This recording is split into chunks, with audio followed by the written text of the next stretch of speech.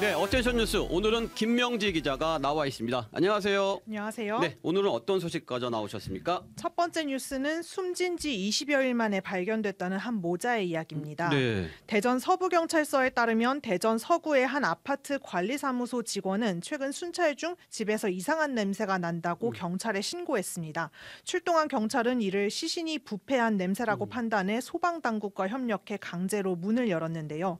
집안에서 60대 어머니와 40대 아들이 숨진 채 발견된 겁니다. 네. 경찰은 시신 부패 정도와 집 근처 CCTV를 토대로 이들이 지난달 중순에 숨진 것으로 파악했습니다. 시신 부검 결과 타살 흔적은 발견되지 않았고 집에 외부인 침입도 없었다고 경찰은 전했습니다. 네, 숨진 지 20여일 만에 발견됐다는데 무슨 일이 있었던 걸까요? 경찰은 이들이 생활고를 겪었던 것으로 추정하고 있습니다. 당시 집에는 단전과 단수를 알리는 독촉장 등이 다수 발견된 것으로 전해집니다. 네. 송파 세보녀 사건 몇 년이 지났지만 비슷한 일이 반복되고 있어 매우 안타깝습니다. 네.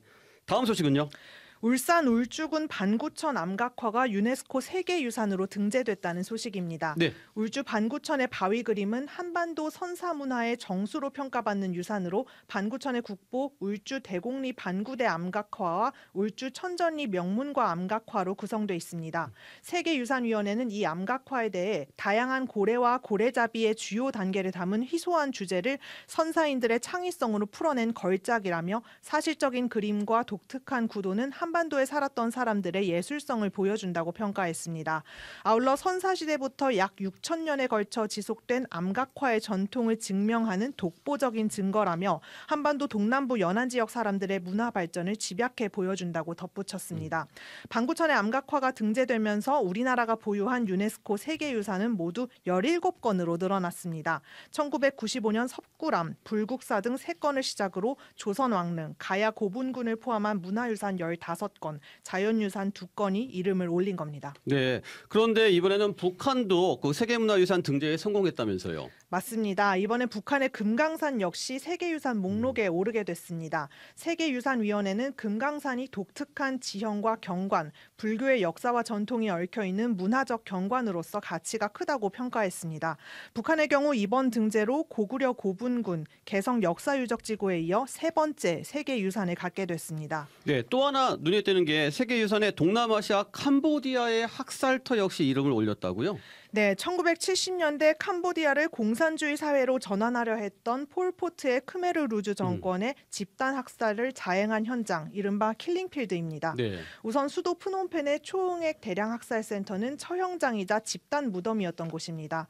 캄보디아 정부는 유네스코에 제출한 서류에서 1980년대 이곳에서 100개 이상의 집단 무덤이 발견됐고 6,000구 이상의 시신을 발굴했다고 설명했습니다.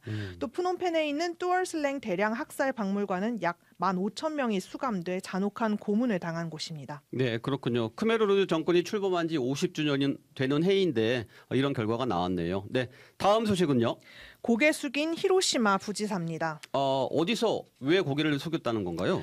일본 원자폭탄 투하 80주년을 앞두고 요코타 미카 히로시마 부지사 등 히로시마현 관계자들이 경남 합천을 찾았습니다. 네. 합천군은 지난 12일 이들 일행이 이곳에서 한국인 원폭 희생자를 추모했다고 밝혔습니다. 하토야마 유키오 전 일본 총리와 히라오카 다카시 전 히로시마 시장 등 일본 전직 고위 인사가 합천을 찾은 적은 있지만 현직 관료가 온 것은 이번이 처음이라고 합니다. 네, 그렇군요. 합천에 도착한 이들 어떤 활동을 한 건가요? 요코타 부지사 등 일행은 원폭 자료관을 관람하고 희생자 1,100여 명의 위패가 안치된 합천 원폭 피해자 복지회관 위령각에서 참배했습니다. 요코타 부지사는 자신의 명의로 된 추모 화환을 준비해 위령각에 놓았고 한국 원폭 피해자 단체 등과 대화도 나눈 것으로 전해졌습니다. 히로시마 나가사키 원폭 투하 당시 한국인 피해자 5만여 명 중 70%는 합천 출신입니다. 일제강점기 합천에서 강제징용으로 일본으로 간 사람 대부분이 히로시마 군수공장에 투입됐기 때문이라고 합니다. 현재 전국적으로 원폭 피해자 1,700여 명이 생존해 있는데 이 중 240여 명은 합천에서 살고 있습니다. 네, 그렇군요. 여기까지 듣겠습니다. 김명지 기자 수고했습니다. 지금까지 CBS 박지환의 뉴스톡이었습니다. 노컷으로 보는 뉴스의 새로운 기준. 지금 알림과 구독 설정하시고 함께하세요.